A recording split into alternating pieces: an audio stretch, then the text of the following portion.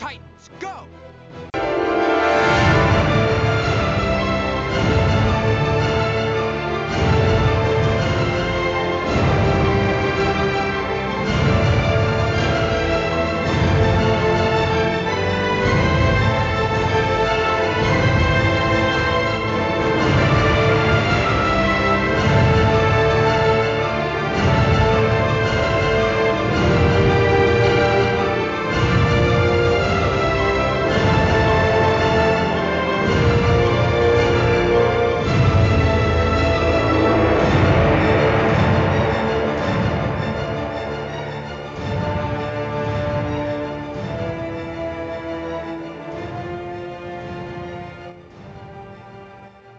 Hello, everyone. Welcome to Titan Talk, the Titans podcast. I'm Charles Skaggs, here in Titans Tower once again with my fellow Titan Talker, everybody's favorite Titan Talker, Jesse Jackson, ready to talk some more Titans. Hi, Jesse. How are you? Oh, I'm sorry, Charles. I was trying to play with my Twilight Zone pinball machine, and I got distracted. Yes. Oh, okay. Yeah, I am here in Titan I was Tower. gonna get on you for zoning out there, but yeah, you're playing with the pinball there. Okay. Yeah. Is any high scores by a certain Gar Logan or Rachel Roth on that machine by any I chance? have not seen those yet, but I will have to keep an eye out. All right. Okay. So we're pulling back the curtains. If Charles and I sound a little confused, we are just so messing with our schedule today because we are recording the very day that we normally record Doctor Who, which we're still going to do. Right. Now, who is behind that rescheduling? I forget. This is me. All right. We went off That's on all a right. little family time, and Charles is being nice enough to strap on the headset a little bit early so we can talk Titans. And oh, what a good one we have to talk about as I get us back on course. Strap on. That's phrasing, perhaps, on that one. Load on. Yeah, exactly. Yeah. Something like that. Mm-hmm. But phrasing. Yeah. So we're gonna obviously we're gonna talk about Origins, everybody. The third episode from Titan season 1, and this is written by a whole bunch of people: Richard Hatem, or Hatem. Apologies if I got that butchered. Jeff Johns, who you might know from DC Comics fame. Marisha Mukherjee, and Greg Walker. So we had 4 writers on this episode, and directed by Kevin Rodney Sullivan. And this episode aired just a few days ago on October 26th, 2018. So I'm looking forward to getting your thoughts on it, Jesse, and what you think about it. Did you enjoy this one? I did. I've read in one place that they think one critic thought this was the best episode so far of the series. I didn't like it as much as last week's episode, but I don't mean that in a bad way. Right. I just thought that last week was a little cooler, just a little better episode, but this was a good one. And I was really, I enjoyed everything. Don't know if I agree with the title so much because we didn't get a lot of Origins in there, but still it's a good bit of episode. A misnomer. This. Yes. Yeah, it's a bit of a misnomer. This title. What'd you think? Yeah, I agree with you. I think that I enjoyed this one a lot, but I think it was just slightly not as good as Hawk and Dove last week. Yeah, I agree. That's what. So you can probably kind of guess my rating from that. Yeah. But I there was some good stuff in here that we're obviously going to talk about. Now I've got 4 topics I want to talk about today. I want to talk about Starfire. I want to talk about Raven. I want to talk about Robin and the nuclear family. Mm-hmm. To kind of give you a heads up, Jesse, about what we're going to cover. I forgot to do that before we started recording, but that's okay. You know how it goes. So we're kind of producing on the fly. Yes. Generally, yeah, I thought this was good. We learned quite a bit of Dick Grayson's background as a young boy after the death of his parents in this episode. Although we didn't quite get to see a certain Dark Knight, which we'll No. talk about when we talk about Robin. Yeah. And but we did get a lot of Starfire, who we didn't get any at all of in the previous week. So this was good because that kind of advanced her storyline a little bit, and definitely looking forward to talk about this with you. So before we get into our main topics, I want to run down just a couple of cast members because most of the cast in this episode pretty much the same as last week. Yes. We had Alan Ritchson as Hawk, Minka Kelly as Dove, Jeff Clark as the Nuclear Dad, Melody Johnson as Nuclear Mom, Jenny Ross as Nuclear Sis, and Logan Thompson as Nuclear Biff, all members of the Nuclear family. And we did get much more of Reed Birney, who made a quick cameo in last week's episode as the Messenger, and here he's revealed as Dr. Adamson. And that's played by Donald Blythe, that's played by Reed Birney, but he played Donald Blythe, on House of Cards, if you're a House of Cards fan and you watch that show. And he was also on episodes of The Americans recently and The Blacklist, so pretty good actor. Yeah. Guessing you've seen him on House of Cards, Jesse? I don't watch House of Cards, though I need to now that the last season's coming up. Yeah, I would recommend it. I liked him a lot in this role. It was just that one of the cool things about the Nuclear family is this matter-of-fact kind of almost not wholesome, but the non-mustache twirling villainy. It's just matter-of-fact, doing their job. And I really liked him making the eggs and talking about how he was disappointed in them. And so, yeah, I liked him a lot. Good. Yeah, he's I don't know if you watch The Americans, Jesse. I think you do, right? Mm-hmm. Yeah, and he was on that, so you probably recognize him. He played a lot more significant role in the toward the end of the series. Yeah. And then we also had Liza Colon-Zayas as Detective Jessica Perez, who we haven't seen since the first episode. And she kind of takes the place of Amy Rohrbach, whose fate we finally find out is confirmed for us in this episode, which we'll talk about. Liza Colon-Zayas, you may recognize from if you saw the movie The Purge election year, or she was on episodes of Dexter or in House. Okay. So probably, like one of those character actresses that, you recognize her if you saw her. Okay. If you're an avid fan. And sorry, I got a little sidetracked here because ex-Titan Talker Michael McAllister is texting me wanting to know about episode 3, ironically enough. And here we are talking about it on the podcast. We need to have him jump in sometime. I've tried. You need to work on him on your end. Maybe between the both of us, because I've kind of tried to persuade him to join us because we would definitely love to have Michael, because especially he works for DC Comics, and absolutely. So it's kind of nice to have like one of our longtime friends. It'd be great to join us here on Titan Talk. Yeah. All right. Sorry for apologies for the digression there. And Meagen Fay.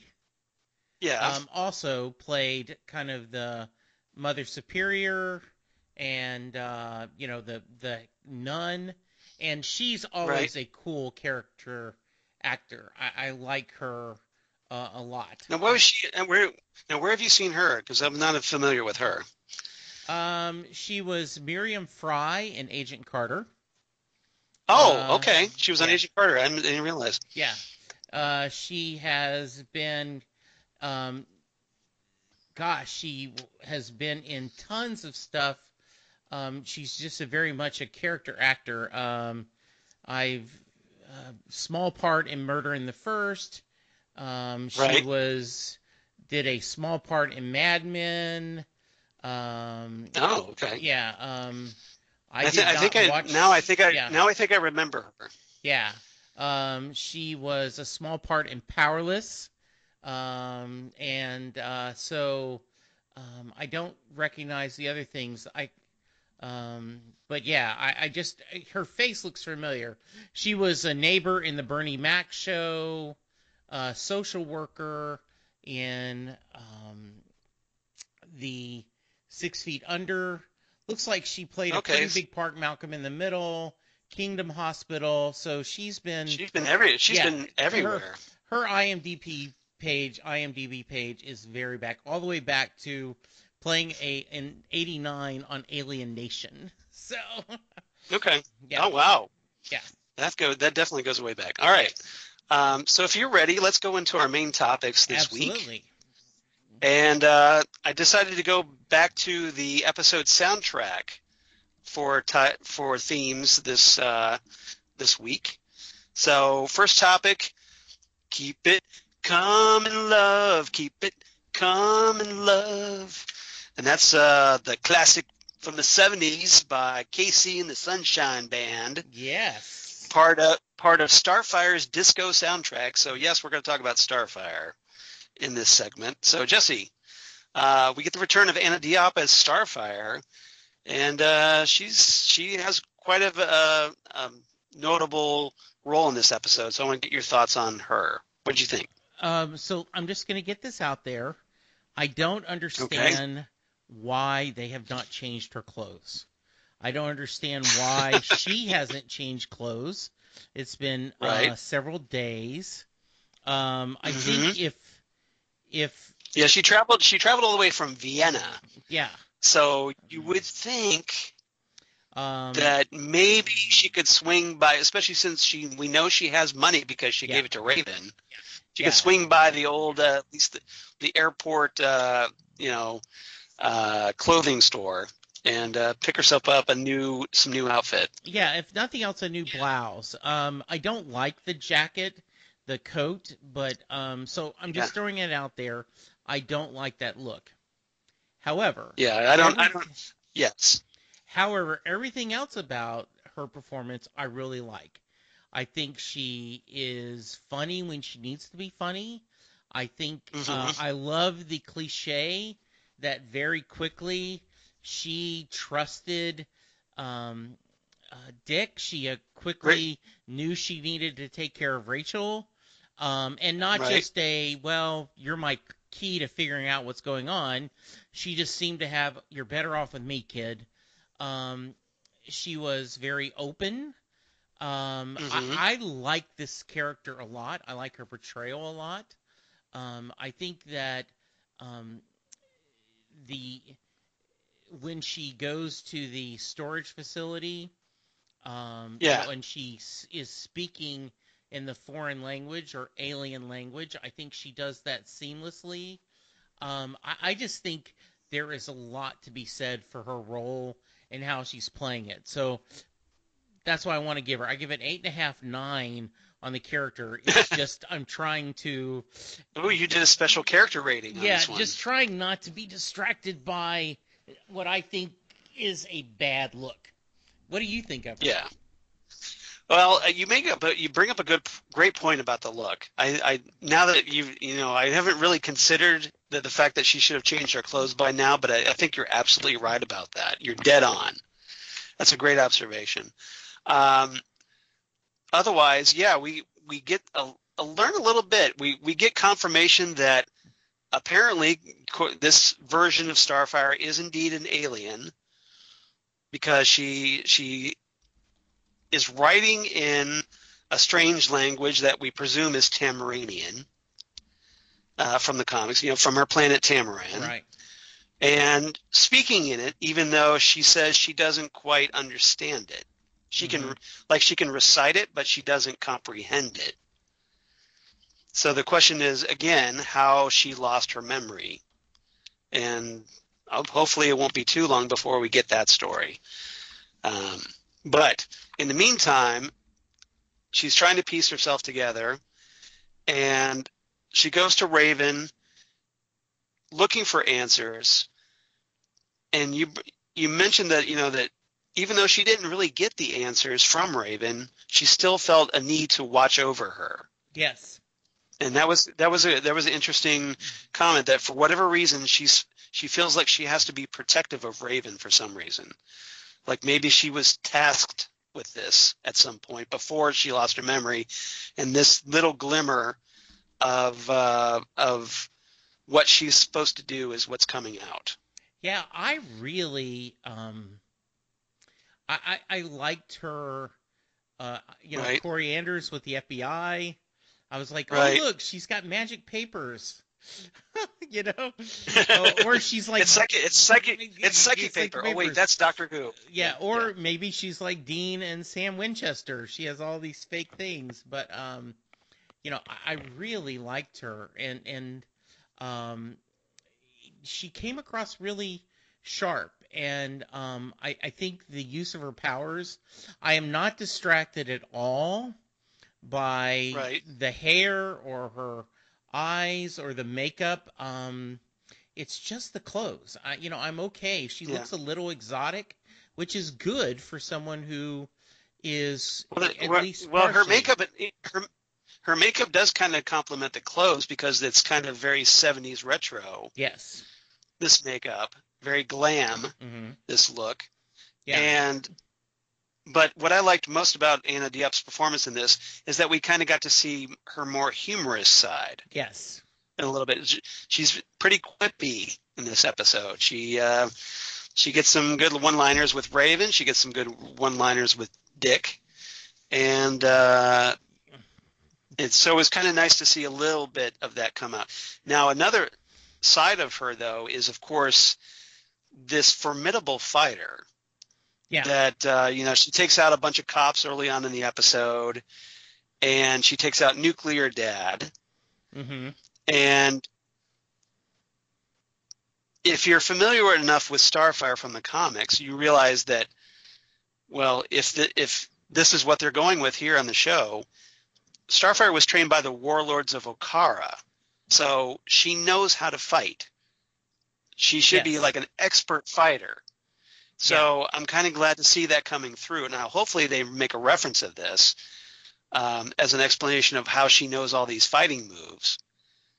But for right now, because she doesn't have a memory of this, that it's just more like, I wouldn't say muscle memory at this point. Yeah, I thought she was really well done. I thought her moves were done. She, as we already talked about, she seems to have a good heart already. Right. I also did like, she did make a Dick joke. When she got his name, that was just really. And she's like, "Oh yeah, never heard that before." Thanks. And he was really funny about that too. By the way, he had, and I know we're going to talk about him in a minute, but even not having access to the huge closet of a millionaire, Dick gets to change clothes. He's wearing a really cool leather jacket, right? So, yes. Yeah, so there's no real excuse for why Starfire is, unless, of course, she just likes the jacket. Yeah, maybe so. But maybe she just really likes that jacket, but she really should change that jacket. Mm-hmm. Let's be fair. Okay. It's not really a good look right now. Yes. Let's see. So let's see. If there's anything else. Now we found out that she's apparently been keeping a storage locker, and it's kind of all full of like murder boards where, like a conspiracy theorist with yarn strands everywhere, and it's full of pictures of ravens and Bible verses, very, very prophetic Bible verses, ominous ones. And when did you think of her kind of this kind of conspiracy theory? My only issue is, why is it there? I mean, why? Yeah. I guess we don't know, but it seemed a little convenient that within driving distance of the convict Right. That they would have this. That's my only nitpick with it. I don't know why they were doing that, but I love, ever since you saw I've seen A Beautiful Mind. I love when they have that whole twines and everything trying to Yes. connect, and Yes. Right. I think of from Carrie in the the Showtime show that I'm drawing a blank on right now about spies. You know, I just love that view of like someone's trying to figure Okay. this out. Yeah. Okay. Um, now the another thing is that we find out that she's apparently kind of left herself clues Yes. because she figures out through the course of this episode that this key that she's been holding on to is actually a locker key at a roller rink, Scooter's roller rink or whatever, Yes. roller skating rink. And inside the locker, we find out is another key to that stash and dash storage locker. And did you love? So she kind of like left herself this this trail, and then one of the Easter eggs that I really liked inside the storage locker, I'm not sure if you caught it or not, was a like a tanning bed, like a sun Yes, bed, I did see which that. would make sense. Yeah, so Corey's powers as Starfire, of course, are very solar powered, Hmm. and the character kind of thrives on the sun. So I kind of like that little bit of Easter egg. I liked that a lot. I also liked her acting when Yeah, she opens the locker at the skating rink and opens the envelope, and the way she kind of shrugs her shoulder and kind of rolls her yeah, eye at, oh, it's another clue. What, yeah. She's like, what?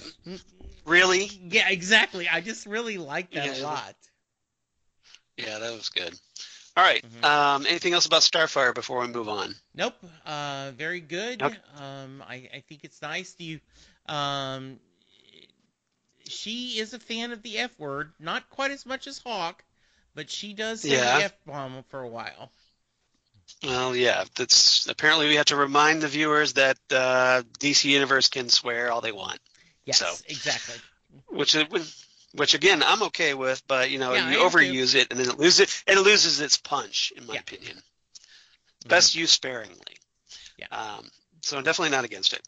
All right. Topic number 2, Sunny. And that's the song that was originally done in 1966, an R&B classic by Bobby Hebb. But here it's kind of remixed by someone named Boney M. So it's not quite the original that you hear here. Hmm. And that was my kind of ironic title for Raven, who's always this force of darkness. Now, And so I want to talk about yeah, I want to talk about Raven here. I do need to tell you that when I was hearing the soundtrack to this episode Yes. last night, I Right. said, they have gave Charles his titles. I mean, it's like, it's very kind of them as So, they do so, this. so you knew I was going to do that. Well, they were all very perfect because you often pick song Yes. titles. And I was like, oh, that's Yeah. nice of them. Gave Charles a little extra, gave Charles some help. Um, Yeah. yeah, I could use all the help I can get. yeah, So Raven. yes, Raven. First off, I just saw someone tweet, or someone on Facebook. I think you may have reposted it on our page. Yeah. The actual age of all the actors that are in the show, and the Yeah. person who plays Rachel is 14. Right. She's really, really good in this. Yeah. I think Tegan Croft, you're talking about. yeah, Yeah. I think she is such a wide range of Right. the being a child. Like, I ordered a burger too, and oh, I'm gonna need money for the arcade, and I want Right. chicken and waffles, and I was waiting for someone to make a joke that you're always hungry. Yeah. But then Great, also, great, Raven. Always thinking with your stomach. yes. But then, um, when she is playing the fear and Yeah. the worry about this internal demon that we Hmm. are all assuming based on what we know from the comic, and so this is Right. just speculation, but they've Yeah. kind of implied pretty far that Educated yeah, speculation. is that she has a this demon, her father, Right. living in her, and I Right. did think the idea that he has to be We're, invited, and yeah. the Well, the way messenger. Go ahead. I was just going to say real quick that I think that he's using Raven as a gateway. I don't think he's Yeah. inside her per se. I think that he is, because of who she is, her relationship to him, that for whatever reason, if she allows it, he can cross over from that other dimension into this dimension. Okay. That's my guess. Yeah, I What think do you you're think? right. It appears something's inside her. Right. And maybe it's just in her mind. But Yeah. I just love how she is able to play that complexity, um, and showing it really well. I don't. Yeah. Um, I'm really. She does have some range because Yes. she gets to play like a little girl who's kind of like remembering this doll that she had as a very young child. Yes. And then the next moment you see her like in the reflection of the mirror with, these black eyes and acting all demonic. So Yeah. she definitely gets to play the full gamut of emotions in this episode and Yeah. on the series. Yeah. I think she does, and I think that's good. I mean, I think she puts a part. She's. I really liked her interactions with Dick, telling him the Yeah. truth. I don't trust you. Yeah, You were going to leave she me. calls him out. Yeah. Yeah. And I, because I am always been a big Dick Grayson fan, I kind of want like, oh, come on, give him a chance. He's trying. But, I think she Right. was legitimate to call him out and go, Yeah. I don't trust you. And why should I trust you? So Right, I because don't, you were gonna dump me off, on Hawk yeah. and Dove. Yeah, Yeah. so I like that a lot. And So he's gonna have to earn her trust back. yeah, and I really feel bad for her that she was trusting the nuns, Hmm. and she trusted the sister and then betrayed her. Right. I knew when she gave her something to drink that okay, they're Oh gonna drug yeah. her, and then to Yep. have that, I was just dang it. But I really liked it. Yeah. You were rooting for those nuns to be good, and you got let down. Yes, I did. Yeah. Yeah. So Absolutely. that's kind of the big thing that we find out about Raven in this episode is that she was raised in this kind of what's the word I'm looking for here? This I don't want to say it like a seminary, perhaps. Yeah. That something that a convent. Yeah, That's what it is. convent. It's Yeah. more of a convent. Yeah, thank you. So St. Paul's convent, we find out, and there was like a picture. That picture that Corey has on the back of it were the words St. Paul's 2005. So presumably Raven was born in 2005, which would make her 13 years old Right. because we saw her as a baby then. Yes. And so we find out that Raven stayed there with Melissa, the woman purported to be her mother, played by Sherilyn Fenn. Hmm. And at some point, they were like the nuns were watching over both of them to protect Raven from Rachel from her father. Yes. And although they don't go into detail, of course, about who her father is. And even the nuns really don't know because they said Melissa never told them, Right. just that it was somebody very threatening. And then for whatever reason, they left. And so now it's this big surprise that all of a sudden, all these years later, they're back. Rachel is back at the convent. and the head nun is all ecstatic about it. Yeah.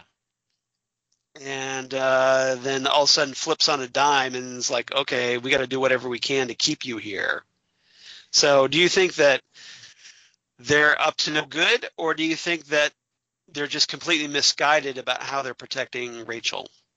Well, I think they're misguided is what I'm going to go with. I was a little concerned at first that they were going to all hell our Master Trigon, or something, and act like they Yeah, were in the cult, but they didn't. right. So that's my only thought is, nope, they truly are just trying to protect her. Right. And But so, their idea of protection, is just lock her in a room yes, so that nobody can get to her. exactly. Which I So, don't understand. I right. guess you're just kicking the can down the road, as they say, right? Yes. Yeah, Yeah. I think so. Now, part of me was kind of wondering if these nuns were actually believers of Azar, the Hmm. Azarathians or whatever, that those that kind of I want that kind of worshippers that fought against Trigon, Yes. and like where Rachel's natural mother, Arella, Hmm. she was a member of, and so I kind of wondered if those nuns were part of them, just posing as nuns. But I'm getting the impression after watching this episode now that they're not. Yeah, I What don't did you think think? so either. I think that was a good thought. Yeah, But no, I I think they just truly, yeah, it was a yeah, connection I was trying to make, but I don't think it really no, is going to play out I that agree. way. I think it could have, but I don't think it's going to. Yeah. All right, let's see here. One other thing we want to talk about really quick with Raven is that, hey, she gets to play some Twilight Zone pinball that you mentioned, and she gets to meet Gar Logan, aka Beast Boy. Yeah. And they get to compare, or at least compliment each other on their cool hair. Yeah. And they kind of awkwardly talk with one another, hinting at some possible initial attraction. What did you think of those two in that Um, scene? I like They them. seem to get along. They seem to get along right Yeah. off the bat. Um, and his first appearance, I felt like was shoehorned in. Yeah. This one, I did not feel like it was shoehorned in. In fact, I think this would have been a better.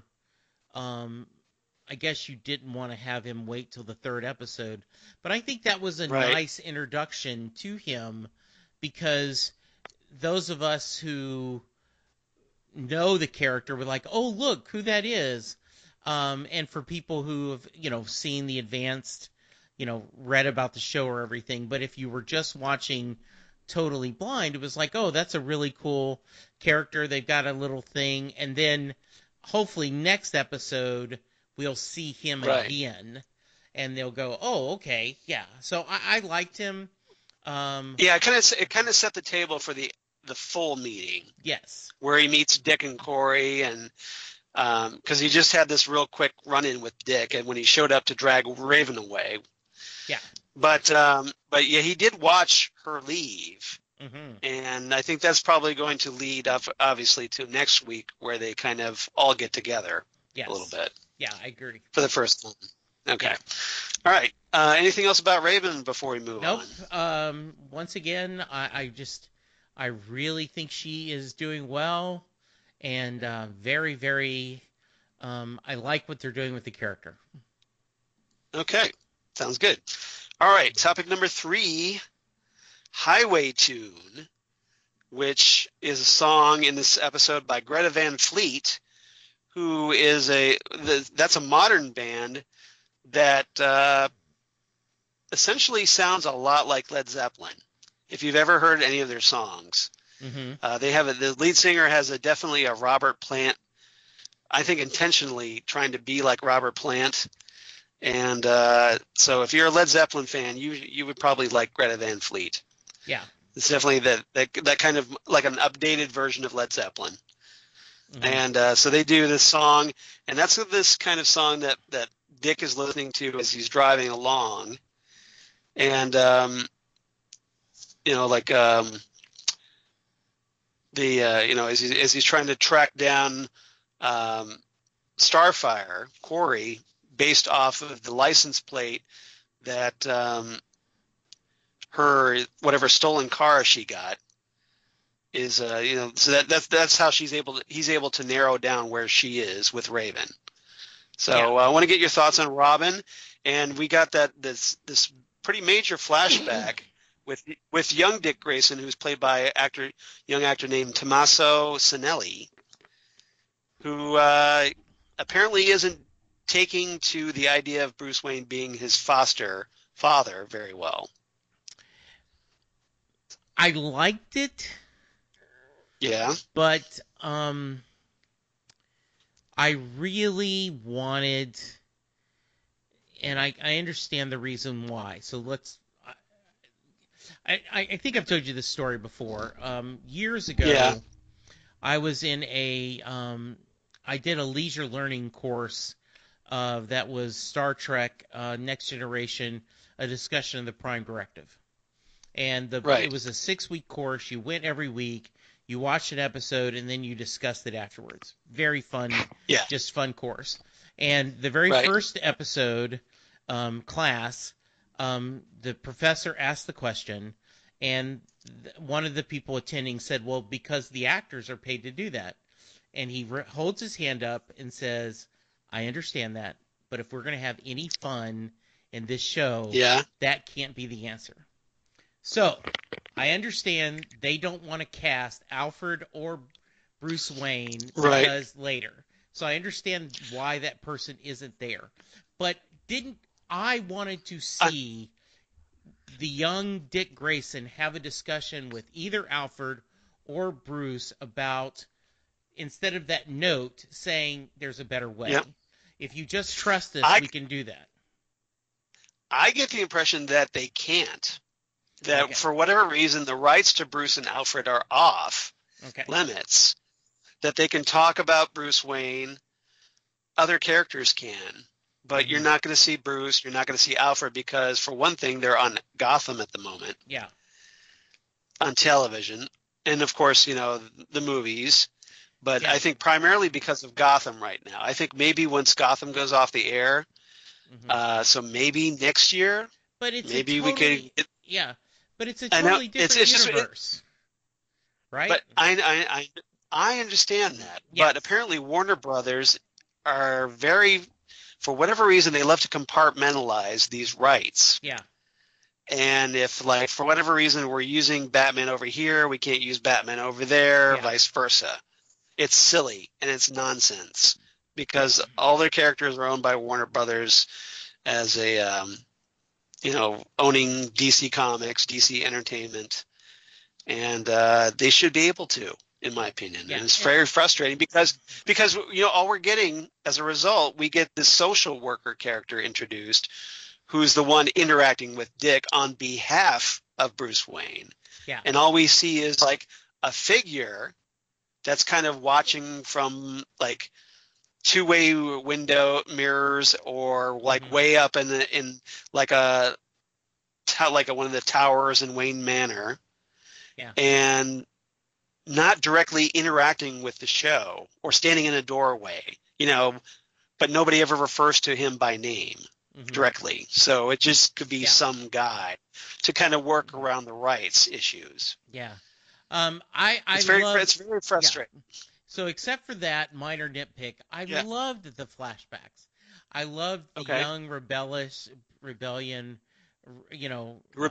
yes, Dick Grayson.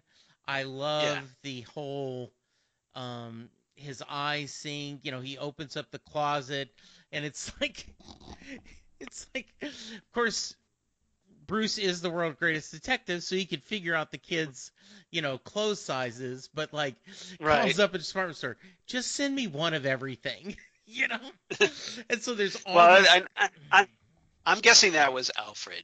Yeah. I can't see Batman being bothered by clothes shopping. Yeah, good point. Alfred did that. I have to think Alfred did that Well, I think personally. Bruce told him, get the kids some clothes. And like Yeah, what? probably. Just one of everything. Whatever. Um, Like what six is good yeah, if you're a fan of Michael Keaton's Batman. yeah. I love that line. I loved, the first time he leaves, doing Yeah. the acrobat out. Acrobatics. Yeah, Because he's a trapeze artist, so right. he should be able to do all those acrobatics easily. So we see him like escaping Wayne Manor by jumping into a very tall tree and flipping down, Yeah. which I thought was very cool. And then the next time he borrows the Steal. the family heirloom. Because remember Yes. a couple earlier episodes he had said, wow, nice car. Right. Well, it's kind of a sort of family heirloom, which would Yeah. make sense, Right. Bruce being at least a little sentimental, that when Richard goes off on his own, he'd go, well, I want to give. Here's the car you stole as a yeah, kid. exactly, and you see that smile. Yeah. So yeah, I thought that was really nice.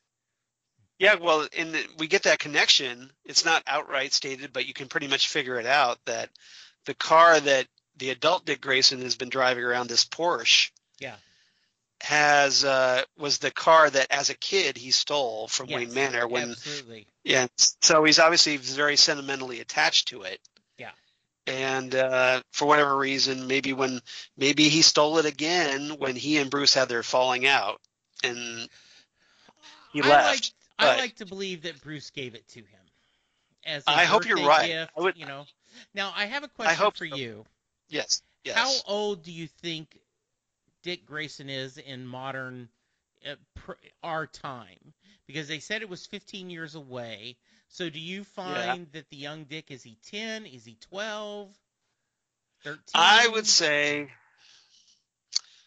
I'd say closer to 12. Okay, so The young Dick. Right. So I'm guessing like he's around maybe 26. Yeah, 26 or 27. That's what I was thinking, Yeah. because 25 would be too young to be a detective. If he's like 11, then he'd be 26 now. Yeah. If you go by 15 years even. Yeah, so But that makes me think a little bit. I also right. wonder, does no one definitely care? Too old to be calling himself Robin, but yeah, does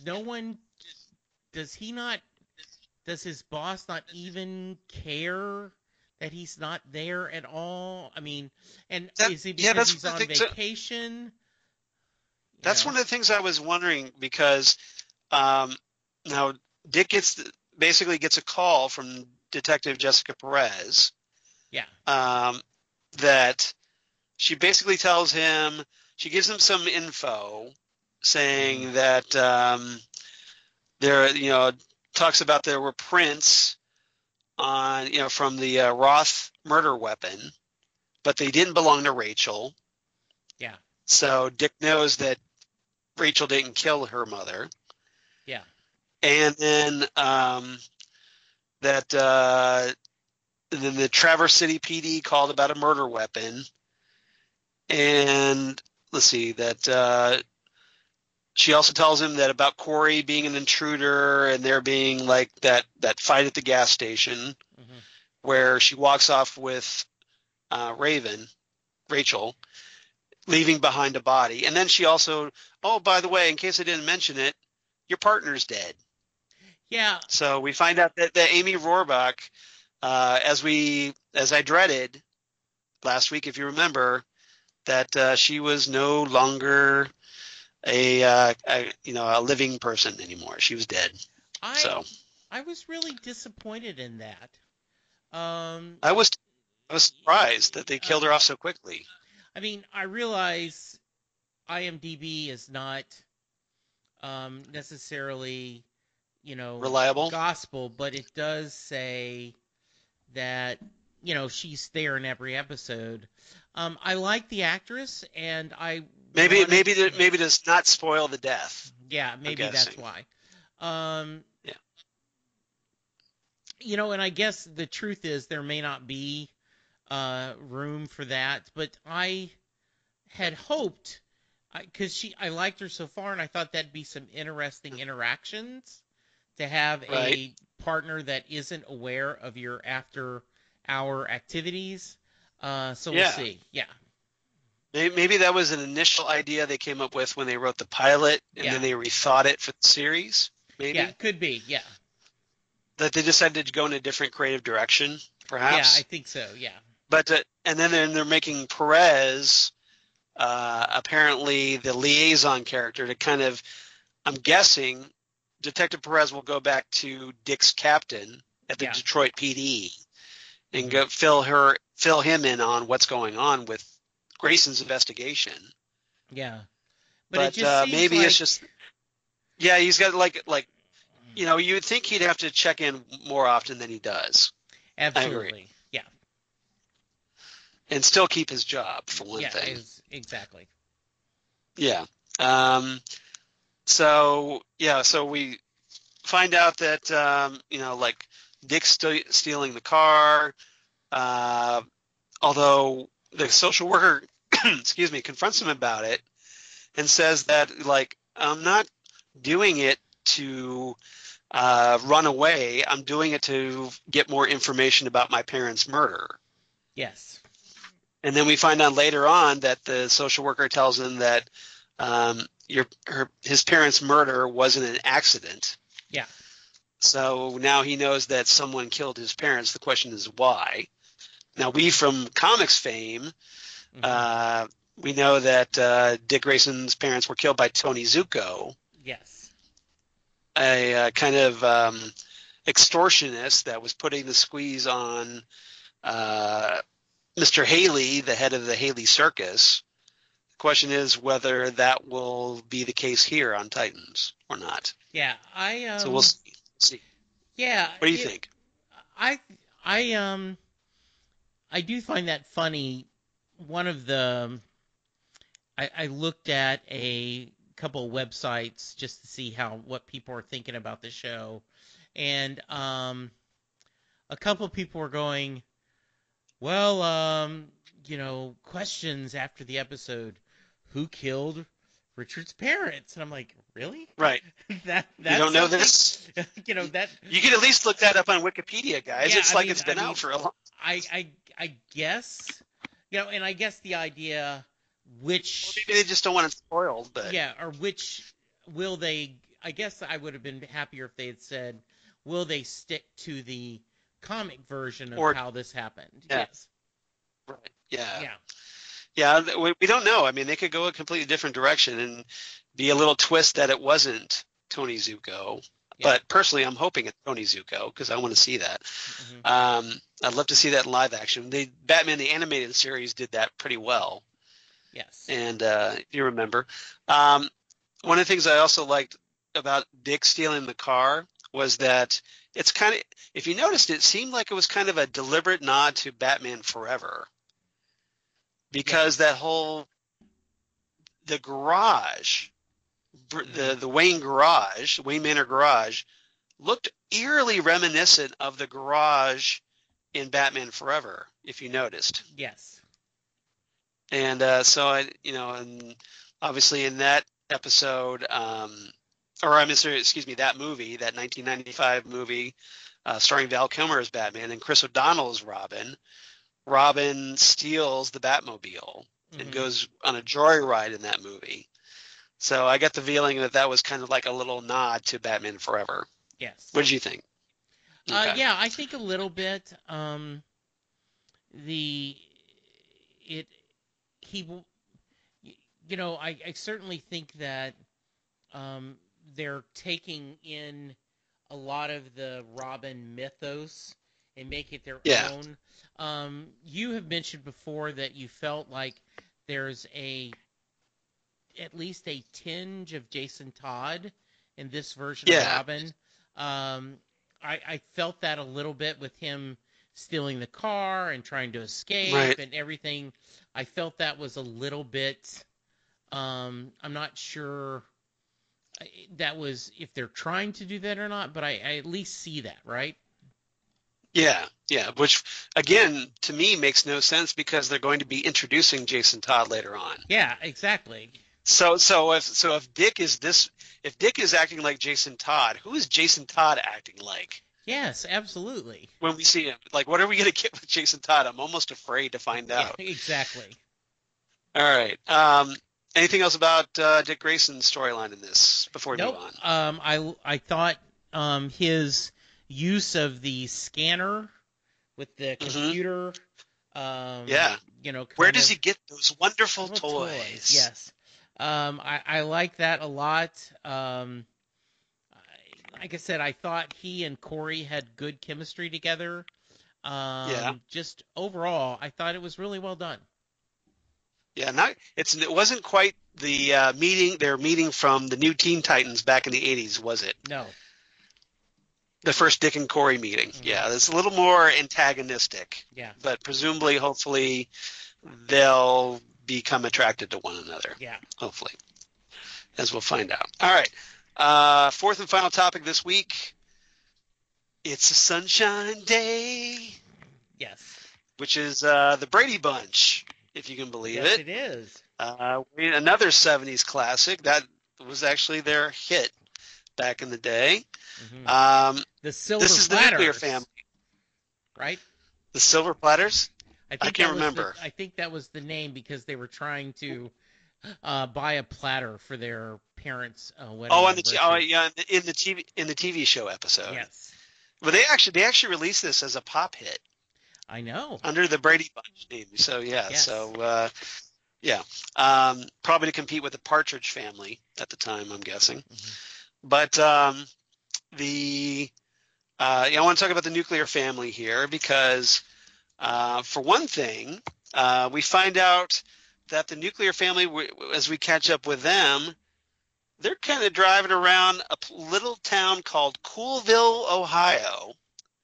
And Okay. believe it or not, that Yep. town actually exists. That's a legitimate town, but it's only got a population of 496 people, and it's Salute. located Salute, Yeah. exactly, if you're a Hee Haw fan. And so from Athens County down, which is down like kind of southeast by the Ohio, right by the Ohio River. Hmm. So that's kind of where that's taking place, if you're at all familiar with geography. Now we also did earlier in the or later in the episode where Raven and Corey kind of stop off.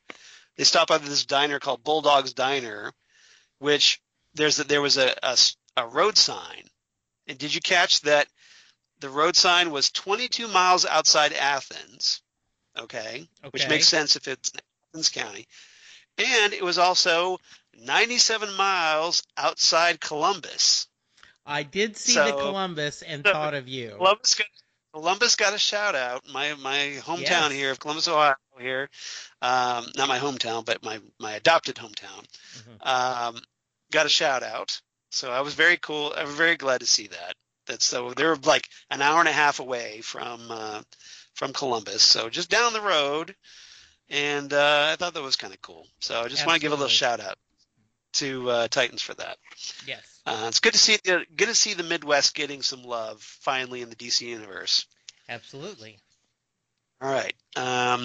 So yeah, let's talk about the Nuclear Family. The reason I brought that up with Coolville because we see them playing road trip bingo Yes. while Rachel's in the car tied up with zip ties, Yes. and they decide they need a pee break. They of course take a vote on it, raising their hands, and Yes. that's when everything kind of flows from there. No pun Hmm. intended. And what is your thoughts on the Nuclear Family in this episode? They continue to be really good villains. Um, Yeah, the actors playing the roles are really embracing their kind of right. white bread evilness. Um, Yeah, the they when they went to the messenger, they were very afraid. right. Um, and So they do have like it's kind of interesting. They have some kind of autonomous thinking, and we get confirmation that they are in fact androids mhm, in this episode. yes, And So which is true from the comics, yeah, and I don't eat those butterscotch, which I thought right? was very funny. Um, Yeah. mhm, yeah. So what did it was so their big thing is, of course, when after Nuclear Dad gets roasted by Starfire, Hmm. um, they kind of have to go with their tail between their legs to go see the messenger, Dr. Adamson. Hmm. And this is apparently the guy who showed up at their door activating their sleeper cell. Hmm. And he starts off being very threatening in tone. He's not happy that they failed. He's talking about why Rachel is so important. And apparently we get the information from the messenger here that Rachel's father cannot enter this realm and scrub the flesh of this world clean to show us who we really are. So without her welcome. So what did you think of that revelation? So I was a little creeped out that Yeah. is it Sis who's like, oh, I'd like to Yeah. live in that world. No, Yeah, no, you that's don't know. That sounds like a horrible world.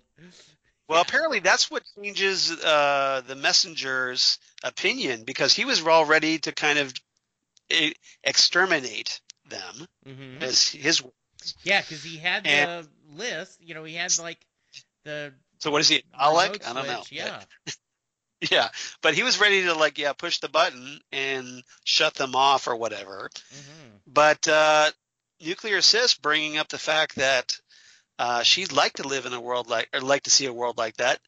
That gave him pause, and he's like, really? Yeah. And and it's kind of funny because Nuclear Mom's like watching this, going, no, no, no, no, she didn't mean that at all. No, no, no, no, we're good, Yeah. we're cool, really.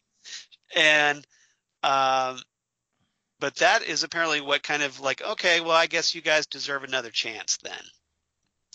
Yeah, And and like well, I've already cracked the eggs.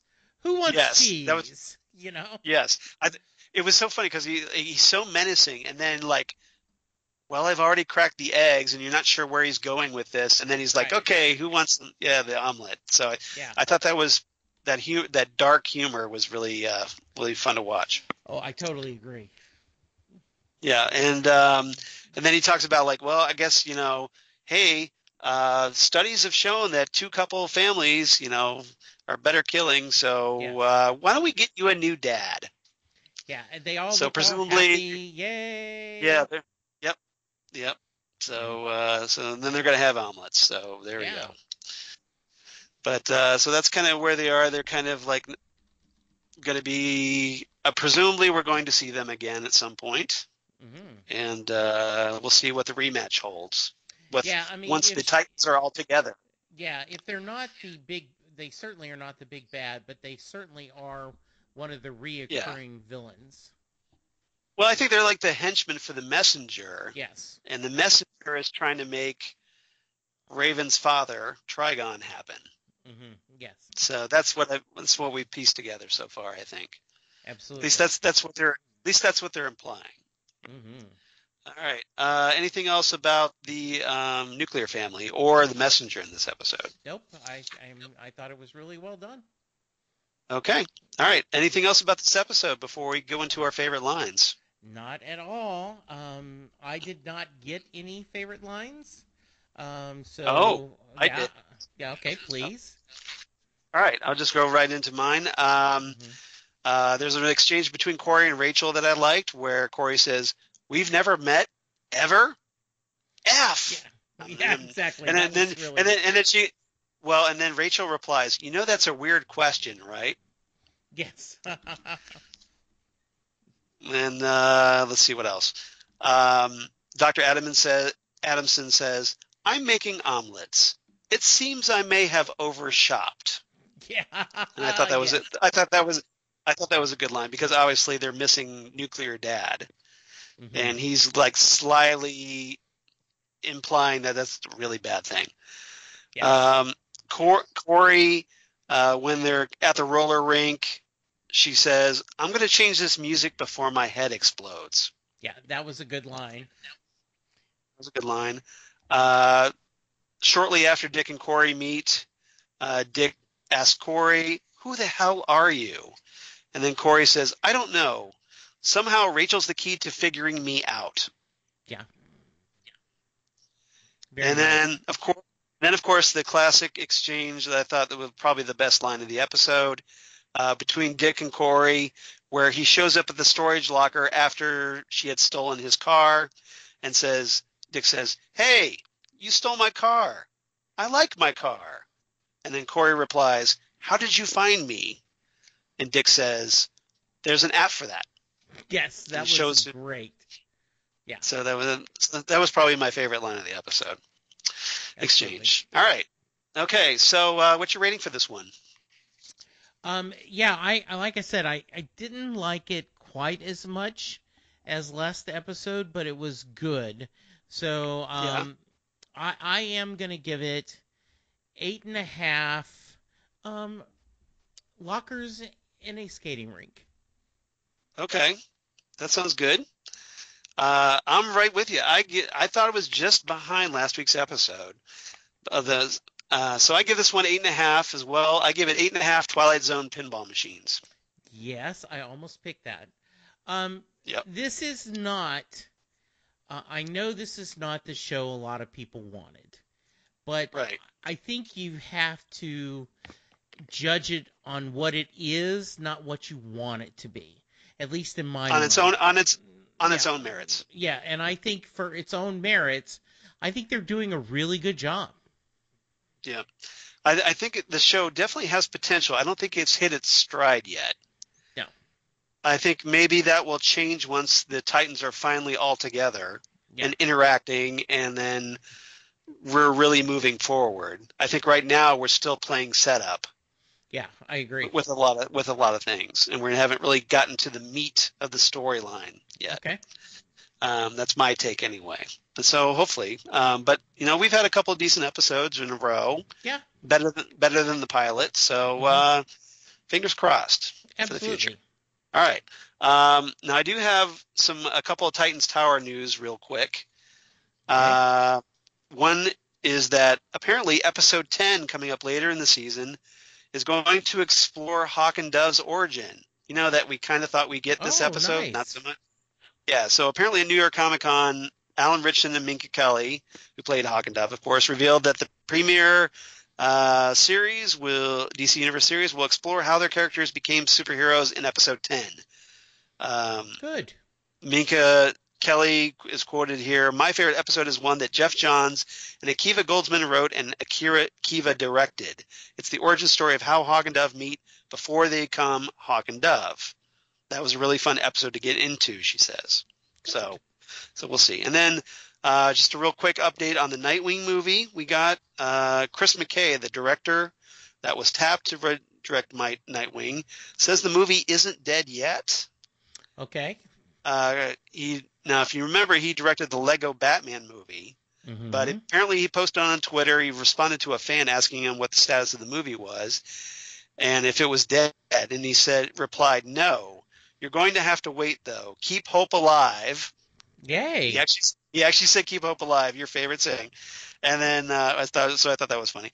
And then he says, to paraphrase Dick Grayson, Nightwing lives always. Nice. So So we'll see. Hopefully, yeah, it's not dead yet because I really want to see a Nightwing movie, and I'm sure a lot of you out there do too as well. Absolutely. All right. We did get some feedback this week. Yay. In our Tell It to Titan Talk segment, we got some new feedback this time from DJ Nick from Milan, Italy. All right. So we're now branching out into an international fame here in Titan Talk. Nick writes in. He says, "Hey guys, wanted to give a huge shout out and let you know that even over here across the ocean, you have an avid and dedicated listener. I was doing my best to find a decent and not necessarily pandering podcast dedicated to the Titans TV show, and I found yours. Yay. Awesome. Thank you, Nick. I'm glad you don't find us pandering. We try not to be. and hopefully we're decent. So absolutely love what you are doing, he continues. I am a huge fan of both DC and Marvel, dedicated to undertake the journey of rereading both from their first inception in the 30s up to the present day. Nice. And that's quite a task. And I'm almost there. He says in parentheses, all caught up with DC, now into 2007 with Marvel. So that's awesome, dude. That's fantastic. Would love to come on the show sometime to talk about the show and anything else comics related. Ooh, maybe we'll have you on the show, Nick. Yeah. We just have to figure out those that international timey-wimey scheduling. So let's see what else. He says, we'll also be checking out your Doctor Who podcast. Why, that would be Next Stop Everywhere, the Doctor Who podcast, right? It would be. Once I am all caught up, and as I am currently watching and loving the Matt Smith run as our beloved Gallifreyan Time Lords. That's awesome. So, yeah, please check us out there. Good. We'll give you that information as well. Lastly, he says, one small correction. You mentioned comic book great and infamous killer of Gwen Stacy, Jerry Conway, but referred to him as Gary. And I take full responsibility for that. I apologize. I know a Gary personally. That it's spelled Gerry, but he pronounces it Gary. So that just kind of stuck in my head. So I apologize for that.